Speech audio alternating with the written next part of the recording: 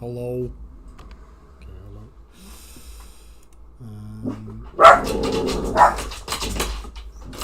Lads. Come on.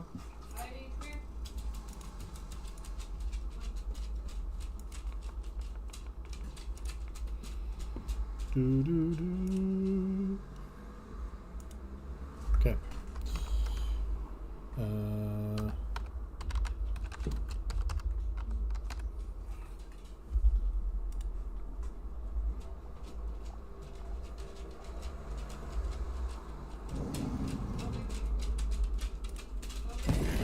Yeah. When you're the chief operating officer,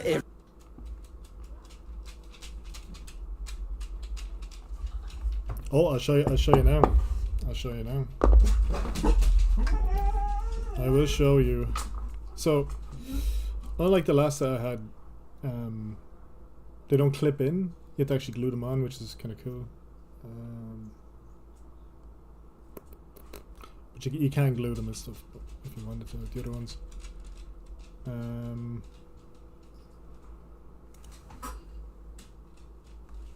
Heidi was doing something. Okay, give me a sec.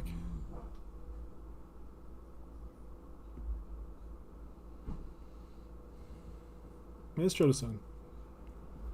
Sons of the angel, the blooded host, the defenders of humanity. They are. This text to speech.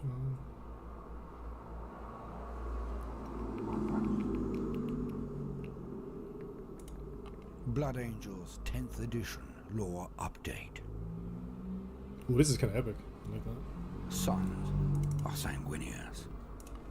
The Blood Angels are the noble and courageous scions of the Primarch Sanguinius, who is known as the Great Angel, the Bright One, the Master of Hosts. What I'm gonna, yeah, it looks pretty good though so far. What I'm gonna do is in armor of rich gold, bit by bit, bold crimson and mournful because black, do they descend there's bits I can't reach if I put it all the together now. Battle.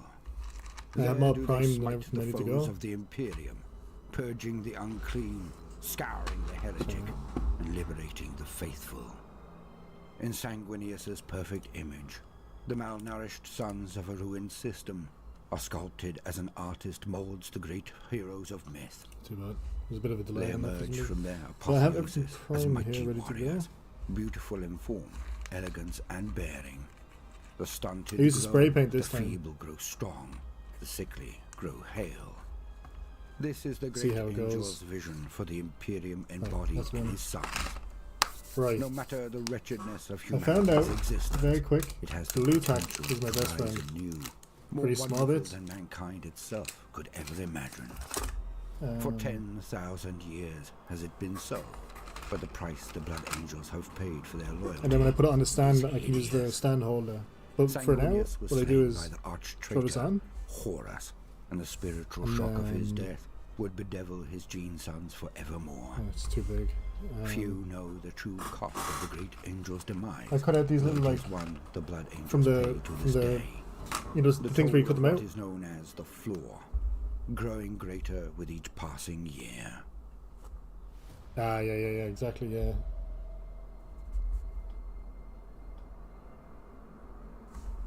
So, just shove that in there.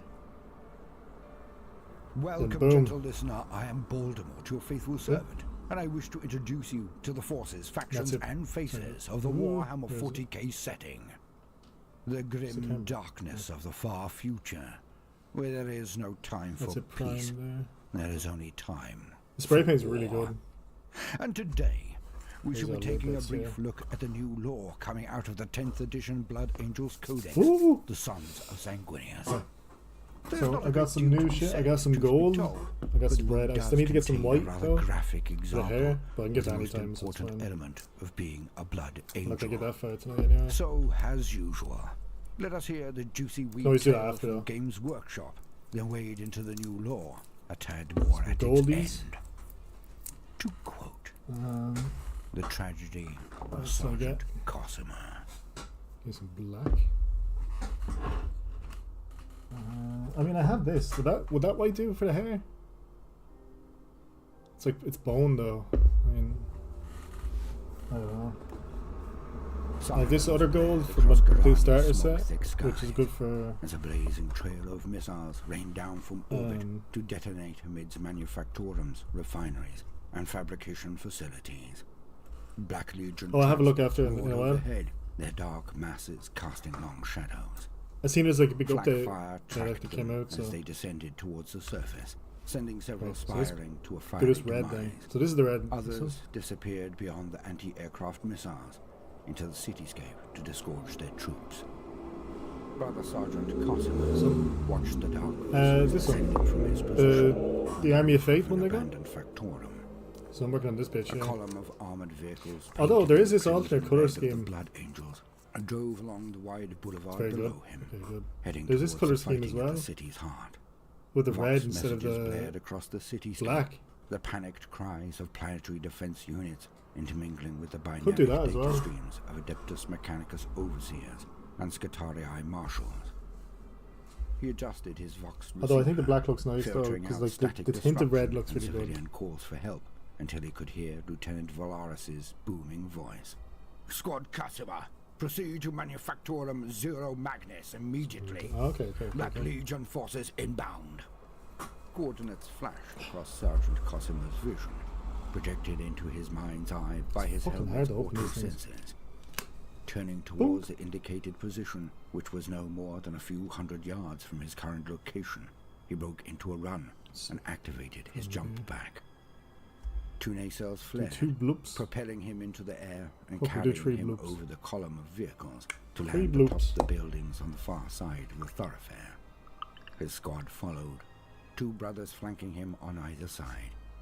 Smoke rose from the target location, Not sure how to and the think sound this. of bolt gun fire was audible above the scream of jet engines. He leapt again, crossing a narrow boulevard to land atop another of the uniformed hab structures clustered around the factorums and generatoria. A cloud of dust and splintered masonry rose from behind him, Okay, loosed let's by see. the force of his landing. Cosima crossed Yeah, the I get it rooftop from the in late as 3 well. long strides, and took flight once more. From this So, vantage point, all their you capes could are see red, 3 aren't they? dropships descending to land before a towering manufactorum structure, emblazoned with the opus machina of the Martian priesthood. The transports threw out clouds of ash as they landed, their bay doors yawning wide to disgorge black armored heretics. The legionaries moved with practiced precision and discipline, establishing firing positions as the remainder of their allies emerged from the belly of their transport. Oh, The we're starting red-robed it. soldiery of the Adeptus Mechanicus met the disembarking invaders with volleys of galvanic fire. Yet even as heretics fell, more vessels broke through the clouds to alight beside the first. On me, brothers! We must halt their advance, Brothers. bellowed Cosima over the squad's Vox channel. Leading his battle brothers forward, he bounded over the wreckage of downed aircraft and ruined masonry, weaving through heavy bolt gun fire before taking flight once more. The ailerons upon Cosima's jump pack twitched in response to his movements, compensating for subtle changes in trajectory. He came plummeting down atop a trio of bolt gun-wielding Black Legionaries with bone-shattering force, scattering them aside and bringing his chainsword across his body to strike the nearest foe. Such was the power of his blow that the serrated adamantine teeth of his weapon sheared through the bolt gun breastplate, flesh and bone of the victim. Dark blood and shards of splintered armor sprayed from the wound. Cosima kicked the stricken legionary free, sending him toppling backwards to the ground. He turned his hand flamer upon another. I said I do black because a jet of a lot of their Prometheus stuff spilled is from the black nozzle anyway, of the to weapon, begin with. passing through its igniter and bursting into flames.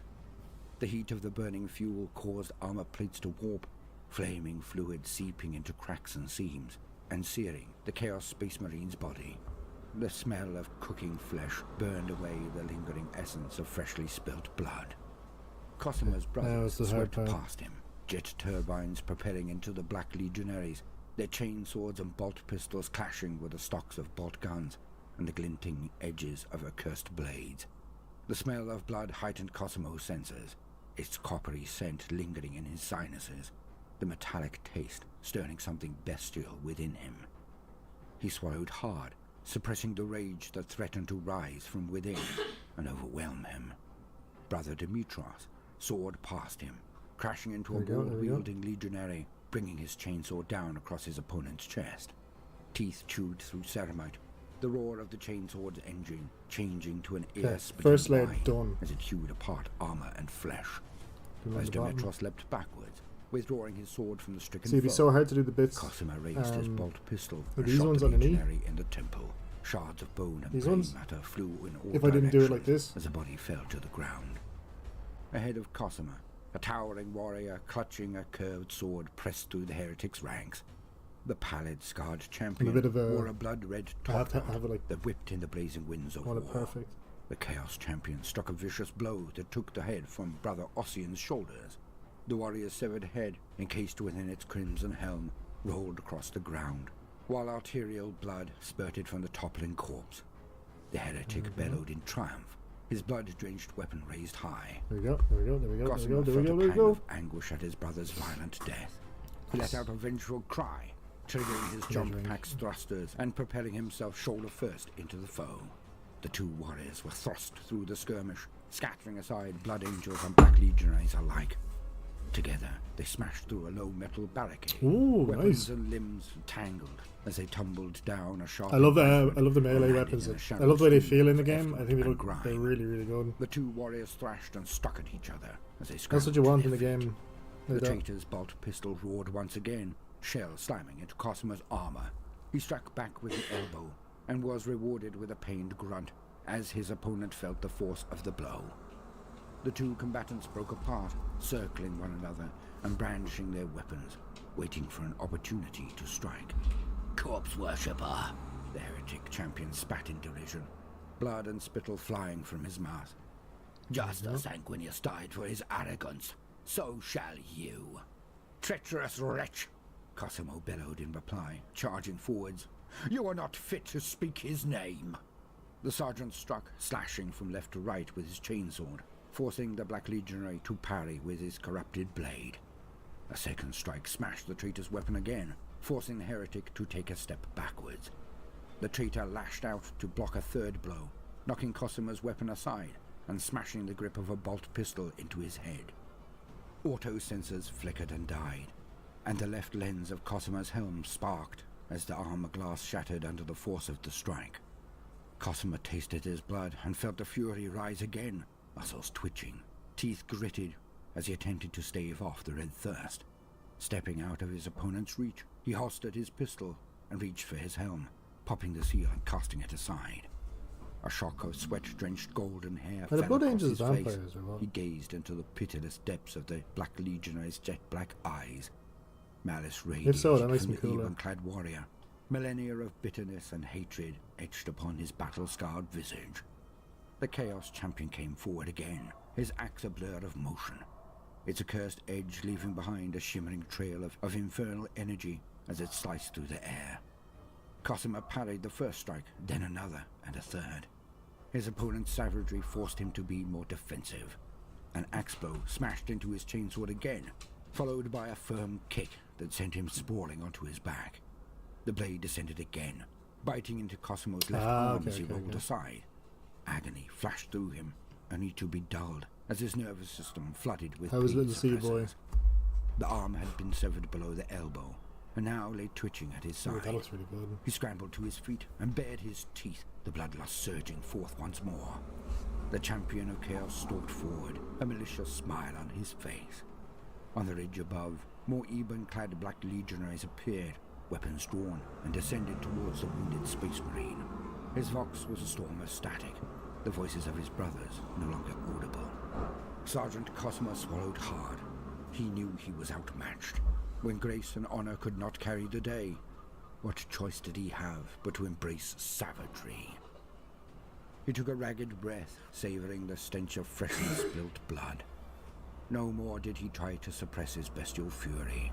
Instead, he allowed it to flood his veins, embracing the curse of his lineage. The sergeant charged, bellowing in a blood-crazed fury. The Black Legionary's axe rose to meet his advance, only to be swatted aside by the wild swing of Cosima's chainsword. His taut muscles burned, the blood hunger driving him forward with rabid urgency. Let the man sing. His strikes landed with speed and rage. Adamantine teeth ground through Gothic armor, splintering gilded trim and tearing loose ragged chunks of black ceramite. Freed from restraint, the red thirst empowered his every strike. His opponent faltered, his cruel smile curdling into an expression of grim hatred. All trace of arrogance wiped from his features. An overhand strike ground through the haft of the Black Legionary's weapon and into his skull. Cosima watched the life drain from his victim's black eyes, savoring the warm blood as it splashed across his face and mouth. Again and again he struck, satisfying his desire for blood with each frenzied blow. With a final scream of unfettered rage, he kicked the corpse of his victim aside. Still in the grip of fury, Cosima cast his gaze no around, problem. I'd probably be on for a while. others upon whom to vent his fury. At the crest of the hill, the Black Legionaries trained their bolt guns towards him. Red-clad figures soared overhead, descending to land at his side, the weapons caked in gore. His rage abated at the sight of his brothers, simmering beneath the surface, pleading to be called forth once more. He would need it if Gorani were to hold. The curse of their blood would be a gift this day, and if the cost of victory was honor, it was a price he would be willing to pay. Clearance of all garden furniture at Yisk. Right now you can Fucking save 20 mad, to man. 60% on I'm selected not paying for garden YouTube. items. Fucking premium, For man. example, get this lounge set for... Oh look, where's the ad blocker? Usually. There we go.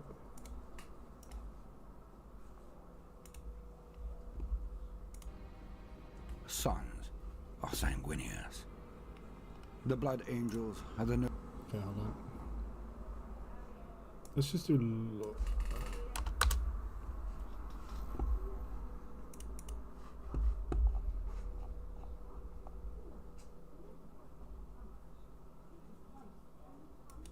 This video is sponsored by Into the AM. By the end of this video, you're gonna know everything there is to know about the Warhammer 40k timeline. Sorta, let me explain. But first, if you're unfamiliar with 40k, it's this super dark science fantasy franchise, where humanity is ruled over by the bloodiest regime imaginable and religious dogma, and beset on all sides by voracious aliens, heretics, and literal demons. It's kind of like the exact opposite of Star Trek, where Star Trek's all about peace and love and hope, and 40k is like, nah, fuck that, we tried that. In the grim darkness of the far future, there is only war. But it's also super intimidating for new people to get into. There's over 400 novels, not to mention 30 years worth of lore. And as somebody who's read over 100 of those novels, most of those events, albeit important, don't really contribute to you knowing what's going on in the franchise. So today we're gonna take the entirety of the 40k timeline and boil it down to just the basics. Just those critically important time periods that you need to know about in order to understand 40k. Because if I was to try to explain the plot of all of those books in order, we would be here for like 10 hours. So with all that out of the way, let's dive in where the timeline truly begins. 60 million years ago with the War in Heaven.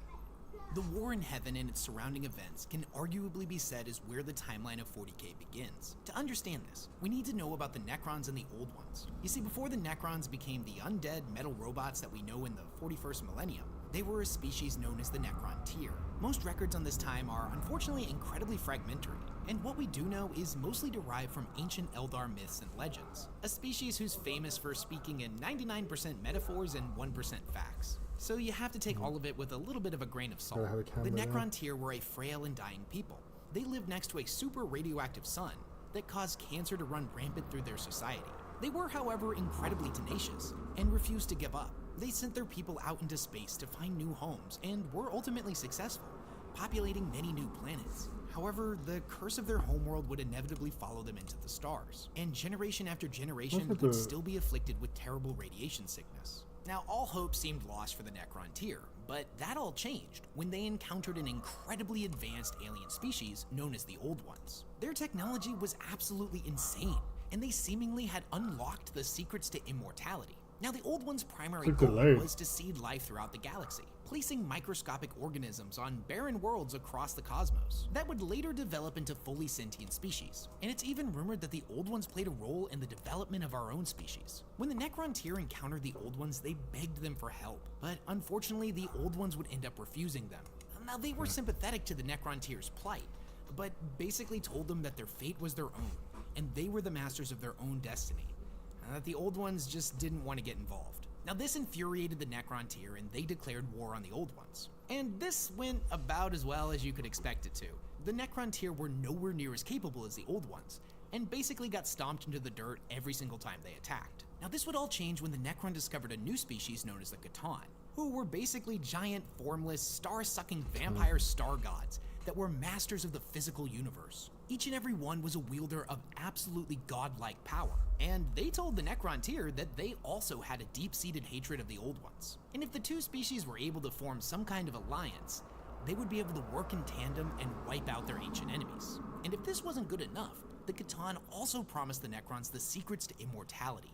Their people would not know another day of suffering. And this sounded too good to be true for the Necron tier, and that's because it kinda was. You see, this immortality would take the form of their physical bodies being burned away, and an engram copy of their consciousness being downloaded into robotic mechanical skeletons. Their new bodies were made out of this miraculous metallic substance known as necrodermis, an incredible living metal that had the ability to repair itself. This was a substance that was originally developed by the Necron tier and had been used in most of their starships. Not only was it incredibly durable, but it offered a lot more protection than their flesh bodies, and their warriors could regenerate from any wound that didn't completely obliterate them. This whole process was known as biotransference, and the entire species was subjected to it. Now, this was the day that the Necron tier species died, confined to the halls of extinction, and in their place was simply the Necrons. Now, together the Necrons and the Catan would strike back against the Old Ones, and their combined might was enough to put them on the same level. Harnessing the Catan's limitless energy, the Necrons were able to make weapons of inconceivable power. The war between the Necrons and the Old Ones was the largest the galaxy had ever seen. It spanned from the galaxy's core all the way to the galactic rim. Now, during this war, there was a point when the Necrons suddenly realized that they had been tricked by the Catan, and the Catan had used biotransference in order to separate them from their souls, which they then subsequently devoured. Needless to say, the Necrons were pretty pissed, and retaliated by attacking and destroying the individuals they once worshipped as gods, shattering them into thousands of pieces, and binding each of these shards into what were known as Tesseract vaults, and then subsequently used these shards as weapons. It was around this time that the Old Ones created two new races to help fight against the Necrons. These would be the Orcs and the Eldari, one being massive hulking brutes that were the ultimate physical specimens, while the others were master psychers, every single one being in tune with the warp and able to bring about enormous ruination by channeling its power with their mind. So I just want to take a moment to point out that at this point in the timeline, we have a race of vaguely Egyptian ghosts trapped inside robot skeletons fighting against an entire race of psychic alien god frogs who have created a race of space wizards and space orcs in order to fight the undead robots. 40k can get pretty wild sometimes. It's kind of like Now, Lord the of the Rings, devastation that was really. brought on by the war in heaven reached not just the Old Ones, the Necrons, But the in Eldari, and the space. Orcs, but there were tons of other civilizations that were living peacefully in the galaxy as well.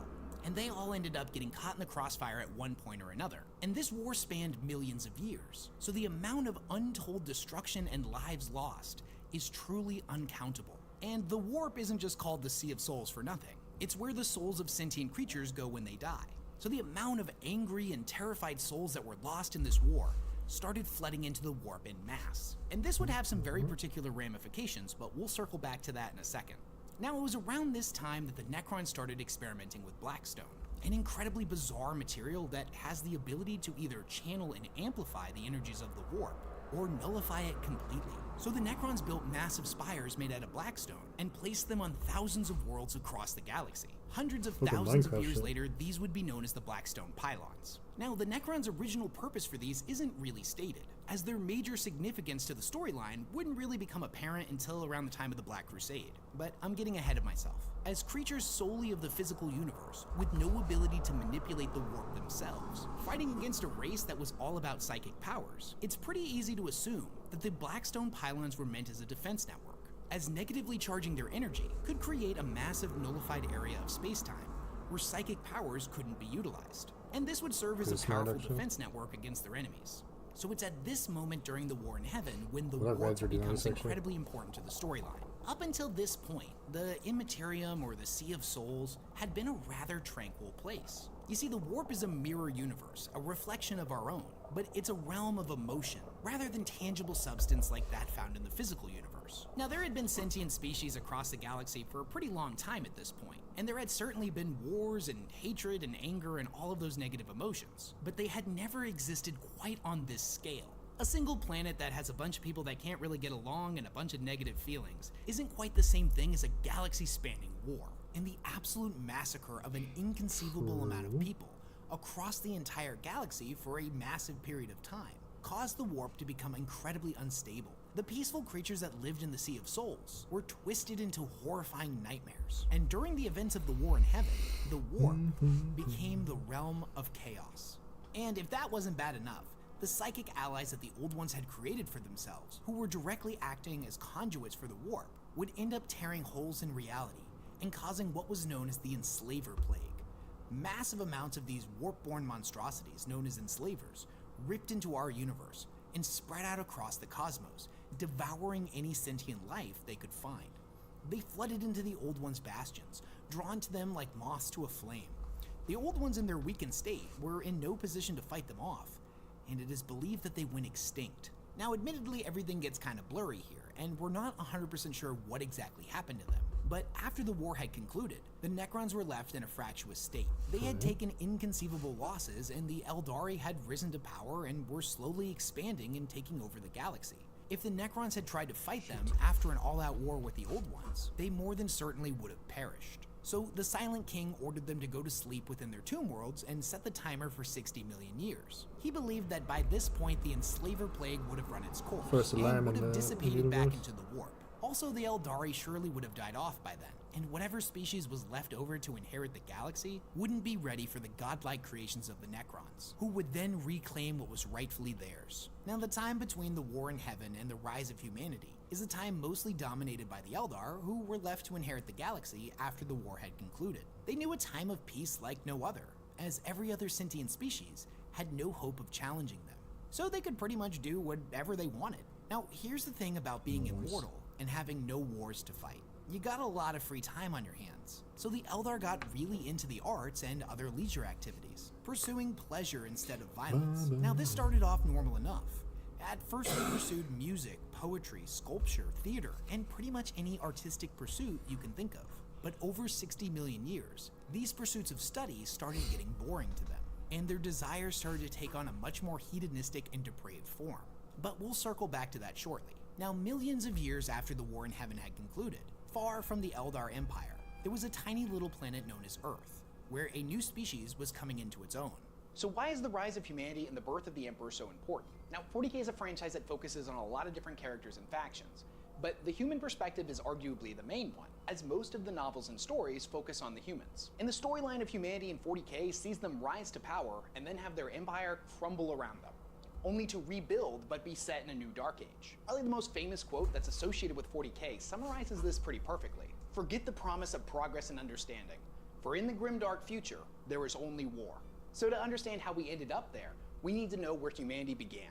But before we dive into that, I've been getting a lot of comments from you guys asking where I get these super dope t-shirts from. They actually come from this really cool clothing company called Into the AM, and they're this week's sponsor. Not only are their designs super unique and colorful, but click on the link listed in the description. Individual that the present, with one big golden difference, and that would be the Emperor of Mankind. Now, the individual that would come to be known as the Emperor was born around the year 8000 BC. You see, there was a group of individuals known as the Shaman, each one of them an immensely powerful psyker, much like the Eldari. And with the exception of the Eldar, psykers were insanely rare at this point in time. It wouldn't be until tens of thousands of years later when psykers started popping up much more regularly in human populations. Back then, it was more of a 1 in 10 million type of situation. So the shamans foresaw a great apocalypse coming, and humanity would need a being of inconceivable power in order to stand against it. So all of the shamans sacrificed themselves to infuse their psychic essence into a single individual.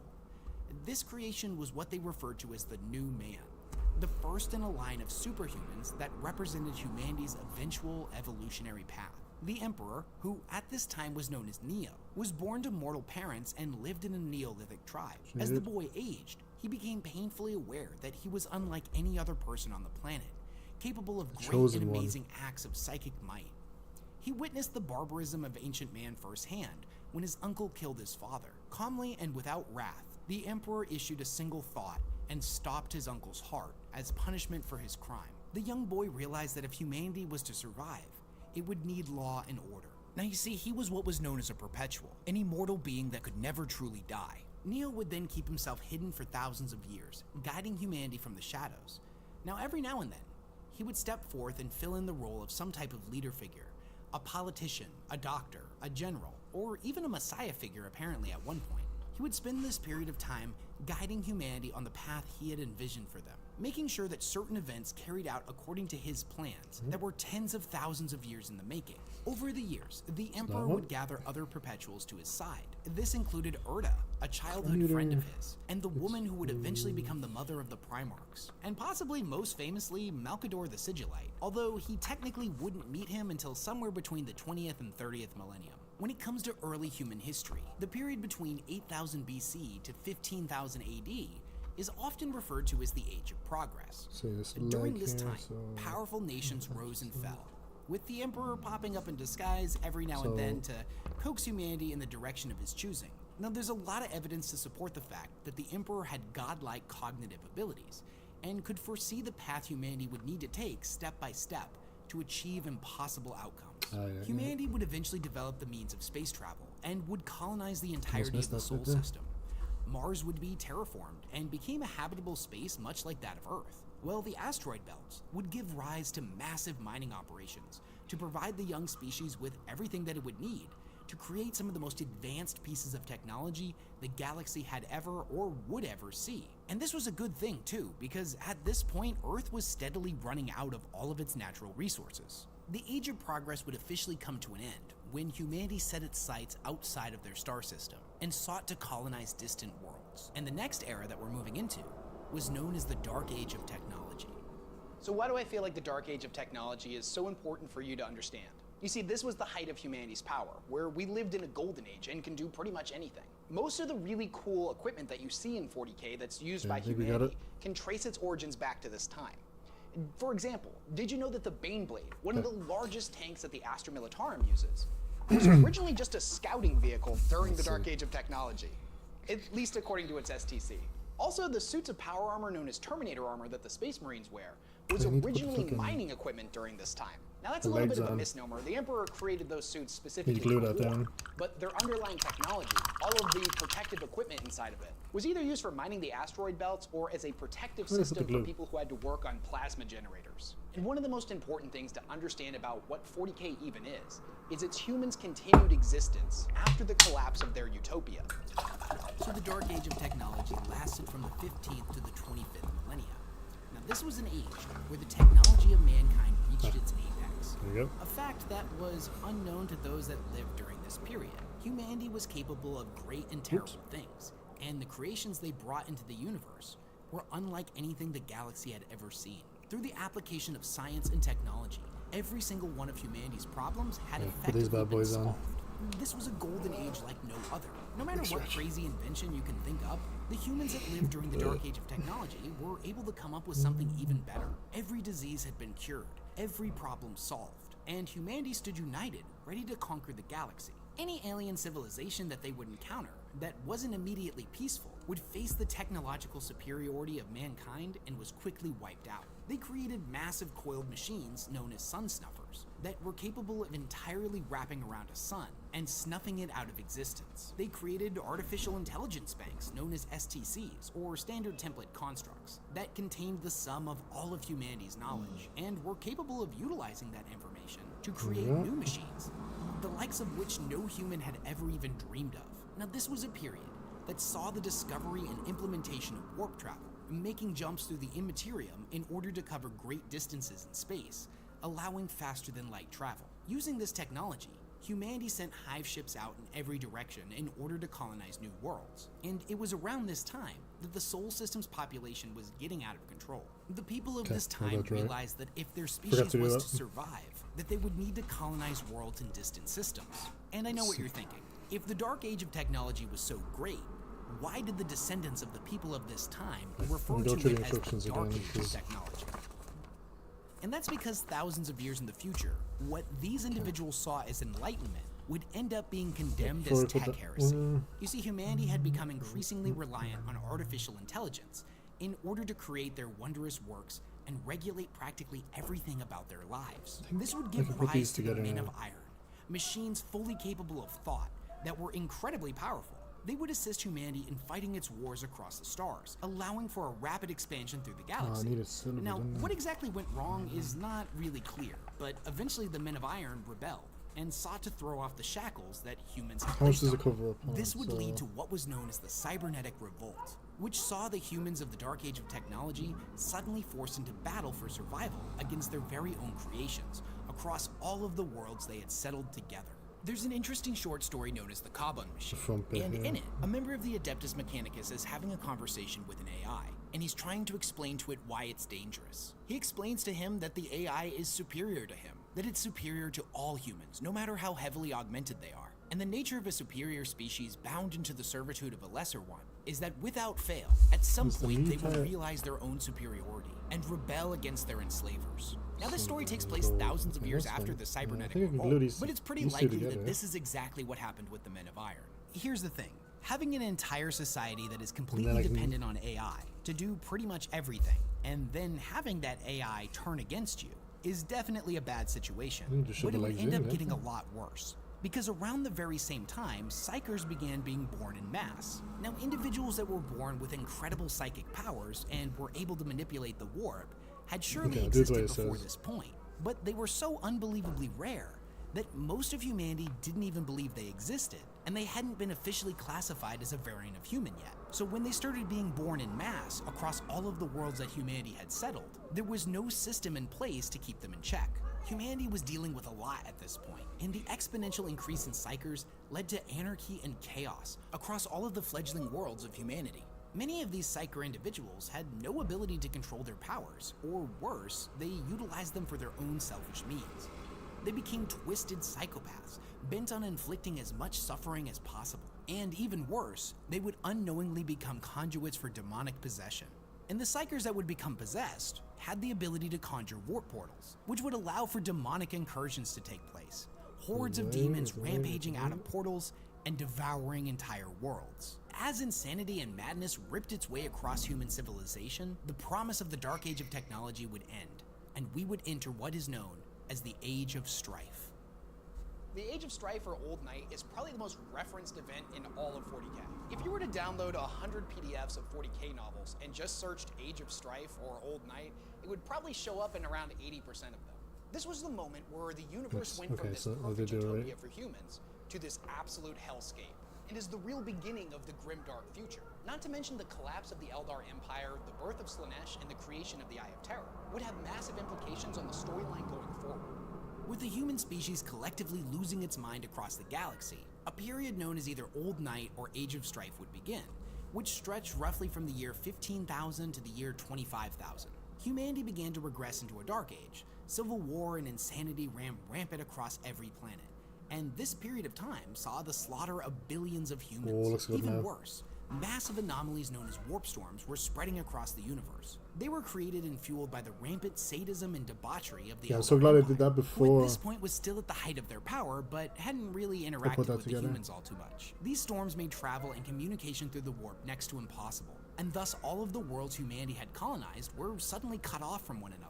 They were completely alone, and many of the distant colonized worlds would fall prey to attacks from xenospecies such as the orcs, who at this point had spread throughout the cosmos, and even to more advanced species like the Eldar, who decided a healthy population of human slaves would help satiate some of their darkest desires. Humanity had risen to greatness, and in the blink of an eye was now on the fast track to extinction. Now back on Terra, the powerful nation states that had united and ruled over the planet began to collapse, until all that was left was feuding techno-barbarian warlords that warred against one another for control of territory and whatever remnants of the previous age could be scavenged. This was also a time period that saw the rise of the Mechanicum on Mars. Now, much like Terra, Mars was having to deal with unprecedented civil war. Their advanced society was collapsing all around them, and the fledgling members that would inevitably give rise to the tech priests of Mars began a cult that worshipped the machines they needed to sustain life. And this tech-based religion would eventually become known as the Cult Mechanicum. The portion of the galaxy that humanity controlled basically went from Star Trek to Mad Max in a period of a few thousand years. Humanity would see 5,000 years of incalculable suffering and slaughter as the promise of the age of technology slipped further and further from their grasp. Now, despite the odds, the human spirit somehow endured, and humanity would inevitably survive. Now, meanwhile, the Emperor was yet to reveal himself, but he had borne witness to every moment of human civilization for the past 30,000 years. And in his study of the warp and the subsequent warp storms, he knew something terrible was about to happen. And he wasn't alone, as back over with the Eldar, a group of them which would later become known as the Exodites, were horrified by what was happening to their people, and foresaw a great calamity coming. The Exodites fled their empire, seeking to colonize new worlds and live a more honest and primitive life. For all intents and purposes, the Exodites basically became the Amish of the Eldar. Now, all of the sensations that the Eldar people were experiencing, pleasure, ecstasy, suffering, and anguish, were being experienced on an incomprehensible scale, all of which generated a psychic footprint in the warp that was growing larger and larger every single day. Now, eventually, a breaking point was reached, and the chaos god of excess, also known as She Who Thirsts or the Prince of Pleasure, was born. And when this new chaos god came into existence, it ripped a hole in our universe, and its resulting birth scream sent a shockwave of psychic energy out in every direction that obliterated the population of hundreds of Eldar worlds for thousands of light years. The souls of all the Eldar killed in this way were subsequently devoured by Slaanesh, and a similar fate would end up haunting all of the survivors as well, as from this point forward, whenever a member of the Eldari died, Slaanesh would be there ready to devour their soul. Deep within the warp, Slaanesh would then go about murdering all of the Eldar gods, the only survivors being Isha, the goddess of healing, Jegarak, the god of laughter, and Cain, the god of war. Although he technically ended up shattered into millions of pieces, so it's kind of like a half survival. The Eldar saw something like 99% of their population wiped out overnight, and the only survivors were the Exodites that were on their maiden worlds, the craft worlders whose ships were outside of the blast radius, and the denizens of Komorra, a city that was located deep within a pocket dimension known as the Webway, and whose citizens would eventually become known as the Dark Eldar. Now, this event was undoubtedly tragic. Billions were killed in an instant, but if there was any kind of silver lining to it, it would be the fact that all of the warp storms had been being generated by the gestating Chaos God. So as soon as Slaanesh was born, they were all wiped away. And at this point in the 30th millennium, suddenly warp travel was possible again, and all of the human worlds would have the ability to be reunited once more. The Emperor saw this as the moment where he would finally reveal himself, and he would lead the humans of Terra back into the stars, reuniting the entirety of the human race under one banner, under the Imperium of Mankind. Now, in order to do this, he would have to reunite Terra first. Now, at this point in the timeline, the human empire has completely collapsed. All of the planets are cut off from one another, and the universe has become an incredibly terrifying place. Terra itself has become basically a wasteland ruled over by barbarians. But this is the turning point, where the Emperor unites everybody and sets off into the stars to reunite the galaxy. This is the moment where hope gets reintroduced back to the storyline, although admittedly, that's not going to last for very long. Over the almost 40,000 years that the Emperor had been alive, he had seen a lot of stuff, and had become a master of pretty much every field of study you can think of.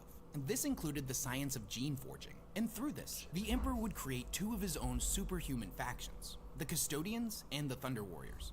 The former being the pinnacle of humanity, the ultimate creation, functionally immortal in the peak of physical and mental perfection.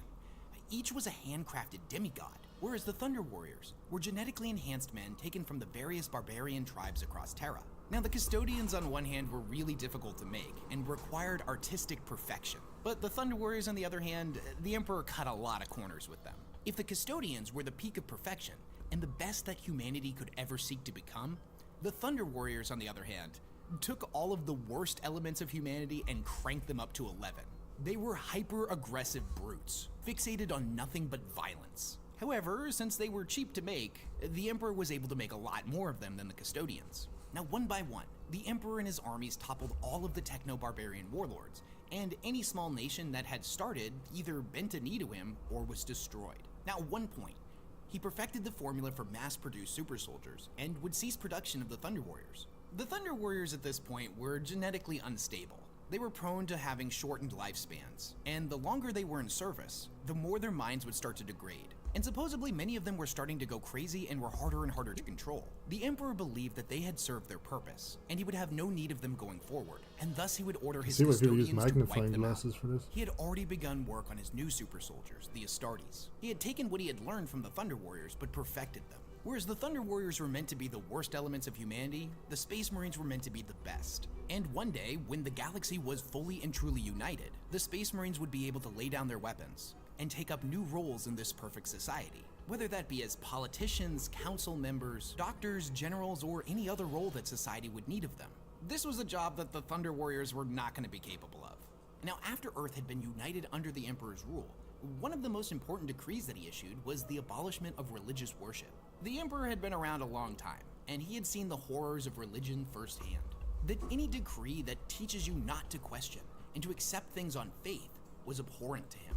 He had seen millions killed in the name of some religious figure time and time again, and determined that if humanity was to prosper, it would need to put its faith in science. So one by one, every religious institution on the planet was destroyed, including the very last church, the Church of the Lightning Stone, of which the Emperor oversaw the destruction of personally. With everything going according to the Emperor's plans, his Space Marine legions developing and the warp storms dissipated, the Emperor would journey to Mars and form an alliance with them.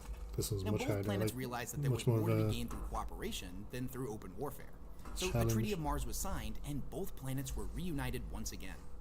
Now, I will point out that the Martian worship of machines definitely went against the Emperor's decree about religion, but he made a one-time exception for them. The rest of the solar system would be united in a similar way, and the Emperor would begin formulating his plans to reunite all of humanity. Now, in order to accomplish this, the navigators of the Imperium determined that they would need some form of anchor point in order to further explore beyond the bounds of the solar system, and thus the Astronomicon was constructed. Now, it functioned kind of like the North Star, in that the device produced an enormous beam of golden light that could be perceived through the psychic sight of navigators from anywhere in the galaxy or even inside the warp. By using this light, they would always be able to pinpoint the exact location of Terra, and thus could use that knowledge to map the stars and make successful warp jumps. As jumping between the worlds within the solar system was one thing, but trying to make a jump halfway across the galaxy had an incredibly high probability of seeing the ship get lost and not being able to find its way back out of the Sea of Souls. In addition, the Emperor realized that his armies would need powerful generals because he couldn't be everywhere at once. So thus he created 20 demigod-like individuals known as the Primarchs, based off of his own DNA, as well as his perpetual companion known as Urda. However, before the Primarch project could be complete, a great tragedy struck, and each of the infant Primarchs was scattered across the galaxy. Now, in recent books, it was revealed that Urda played a major role in this. She learned of the Emperor's plans for her children, and the life of endless war that awaited them. She acted against him and set her sons free, choosing to send her children as far away from their father as she could. In this way, she hoped that they could just live normal lives. Now, whether or not she had been manipulated by chaos is not entirely clear, but it's safe to assume that as a mother, she was doing what she thought was right for her children.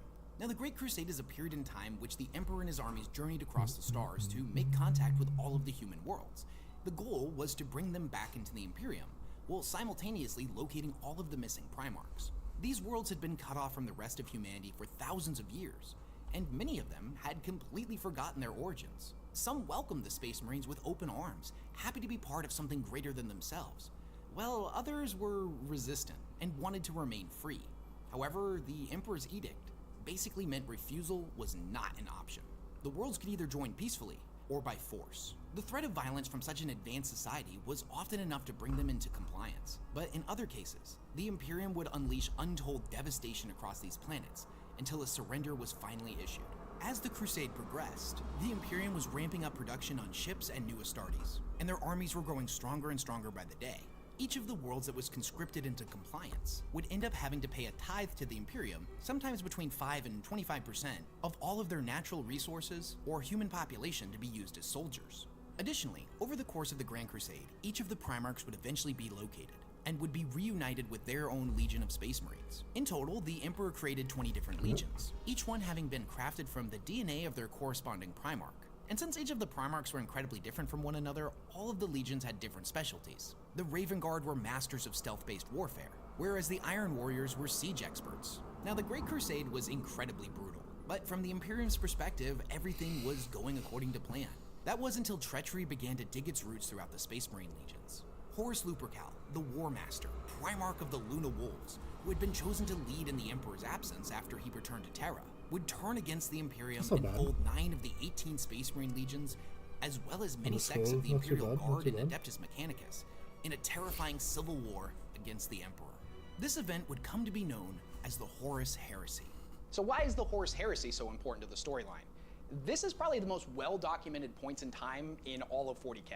And it's that moment where the hope that I mentioned before gets completely crushed. Humanity was on the right path. They were putting all the pieces back together after the end of the Age of Strife. But with the introduction of treachery to the Space Marine legions, that all came crashing down. And at the current point in the 40k timeline, they're still pretty much putting the pieces back together, even 10,000 years later. Now, even though the Horus Heresy and 30k in general are technically a prequel to 40k, you could arguably call it a completely separate franchise. And one of the most important things to me in it is, as somebody who got really into 40k before I knew anything about the Horus Heresy, the Primarchs were always these larger-than-life demigod-type characters, like Hercules and Odysseus, that were just spoken about as if they were legend.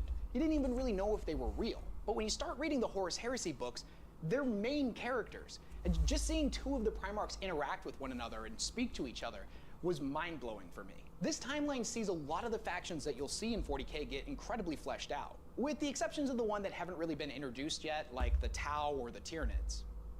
And technically the Necrons were there too, but they were still asleep in their tomb worlds. So the Horus Heresy is probably the most well-documented period of time within the Warhammer 40k timeline, as the entire thing is only about 9 years long, yet the Horus Heresy novel series is still being written as of the time of this recording, and has over 60 novels in it. Even more so if you count all of the novellas and short stories that were created to support the main books. Now, needless to say, there's an absolutely ton of stuff that happens in the series, but I'm going to tell you just what you need to know. So, for a time, the Emperor led the Great Crusade himself. However, he needed to begin work on what was known to him as the Webway Project back on Earth. This bit of information had not been revealed to any of his Primarchs, a fact that would end up causing resentment to build up in many of his sons. Now, if the project had been successful, it would have completely eliminated Humanity's reliance on warp travel. Unfortunately, that didn't end up happening, but I'm getting ahead of myself. So a new War Master was appointed to act in his stead. Horus Lupercal of the Luna Wolves was chosen for this role. Now, he was still a Primarch with his own legion, but for all intents and purposes, he would be the voice of the Emperor. Any decision that Horus made would be as if it came from the Emperor himself. Now, he had his faults, of course, just like the rest of his brothers. But when he was chosen as the War Master, even though a few Primarchs grumbled about how it should have been them, they all recognized Horus's greatness. And for a time, he served his role incredibly well. Now, that would all change on the moon of Davin, when Horus was mortally injured by the planetary governor who had been corrupted by Nurgle, wielding a blade known as the Anathame, a sword that was said to be so deadly that it could kill even that which was unkillable. This wound placed Horus in a coma, and none of the apothecaries available on Horus's flagship, the Vengeful Spirit, were able to cure him. Now, to Horus's Marines at the time, this seemed like a freak accident. However, that's not exactly what happened. You see, there was this chaplain named Erebus, who was a member of the Wordbearers Legion and had been accompanying the Luna Wolves. You see, he had actually stolen the blade from a group of people known as the Interrex, and then provided it to the man that would end up landing the blow, all as part of his careful plan to end up corrupting Horus. It was revealed that he had been behind the scenes orchestrating the heresy at the command of his Primarch Lorgar, who, after having been reprimanded by the Emperor for spreading his worship, which completely went against his ideals, had sought out other gods more worthy of their devotion. The Wordbearers would inevitably discover the Chaos Gods, and set in motion events that would lead to the bloodiest civil war humanity had ever seen.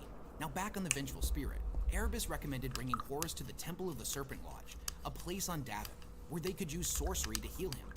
Now this was a diabolic place that was linked to the ruinous powers of the Chaos Gods, a fact that was unknown to the Luna Wolves at the time. Many of the Marines were against this, but they didn't really see any other options. So in desperation, they agreed to try what Erebus wanted, and it was here in the temple that Horus was put into a dreamlike fugue state. And in this dream, he would be manipulated by the Chaos Gods and the astral spirit of Erebus into turning against the Emperor. He was shown visions of the future, of the galaxy in flames, of a human imperium that worshipped the Emperor as a god. Humanity had descended into a new dark age, and the Emperor didn't care about humanity. He had just been using them this entire time in order to obtain godhood. Now during this, the astral spirit of Magnus, the Primarch of the Thousand Suns Legion, appeared before Horus and tried to prevent what was happening. But unfortunately, he was ultimately unsuccessful, and the corruption had taken root in Horus's heart. When Horus finally awoke, he had been healed and his allegiance had changed. He set about orchestrating the downfall of the Imperium. Now 7 of the other Primarchs, Lorgar of the Wordbearers, Mortarion of the Death Guard, Fulgrim of the Emperor's Children, Portorabo of the Iron Warriors, Angron of the World Eaters, Alfarius of the Alpha Legion, and Conrad Kurz of the Night Lords, would join with Horus and pledge their allegiance to his cause. Now each of the traitor Primarchs realized that not all of their Space Marines would end up following them after their heresy had been revealed, and thus it was determined which of the Marines were likely to remain loyal and which ones would side with their Primarch. With the loyalists identified, the traitor legions would end up purging an enormous amount of their own men. This would take place on the world of Istvan III, when the Marines that were selected for purging were sent down to the planet's surface to fight against the Xeno species that had claimed it. The mission was basically bogus, and the real reason they had been sent down was the traitors in orbit planned on wiping them out all in one fell swoop. They would then inevitably virus bomb the planet, and any Marines that were not killed by the virus bombing were then set ablaze as the gas clouds were ignited and a massive wall of fire spread out in every direction, incinerating everything on the planet's surface. Now there would be a couple of survivors here, such as Gavriel Loken, a Luna Wolf and one of the 4 members of the Mournival, but his story deserves its own video. With the loyalists purged from their own legions, the traitors would move on to Istvan V, and the events there would later be known as the Drop Site Massacre. The traitors would end up calling for aid from many of the other loyalist legions, specifically the legions that they felt they wouldn't be able to turn, no matter how convincing their argument. These included the legions and Primarchs of the Iron Hands, the Salamanders, and the Raven Guard. The combined forces of the traitor legions would open fire on their own brothers here and slaughter them to a man.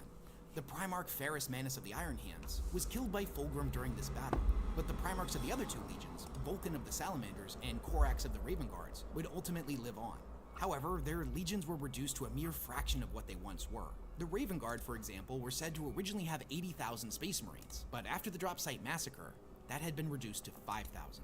Shortly after these events, and halfway across the galaxy, Magnus of the Thousand Suns would seek to warn the Emperor of Horus's betrayal. He did this by astral projecting all the way to Terra. He felt like sending a message the old-fashioned way wouldn't get there in time, or worse, could have been intercepted by the traitors. And shortly before this, all psychic powers had been banned at the Council of Nicaea, so in attempting to warn the Emperor, he was directly going against his orders. But Magnus was doing what he felt he had to. Unfortunately, he would end up being manipulated by the Chaos God of Treachery, Tzeentch, and ended up destroying a psychic barrier around the Sol system that the Emperor had placed to keep the forces of chaos at bay. Magnus's astral form burst into the throne room, unaware of what he was doing, and hordes of demons followed him in. The Webway project was destroyed, and the Emperor ordered the Space Wolves and Leman Russ to bring Magnus in and answer for his crimes. My phone died. However, the message was intercepted by Horus, who changed the order to kill Magnus and the Thousand Suns, and burn their world of Prospero. The Space Wolves followed their orders and decimated the planet. In a desperate attempt to save his legion, Magnus made a pact with Tzeentch. What I'll do is I'll end it here. I'm gonna fully charge my phone next time. And to the planet of the Sorcerer. Let me keep on doing this. Deep within the Eye of Terror. Later, Magnus would pledge loyalty to Horus, not out of some form of malice like his brothers, but because he had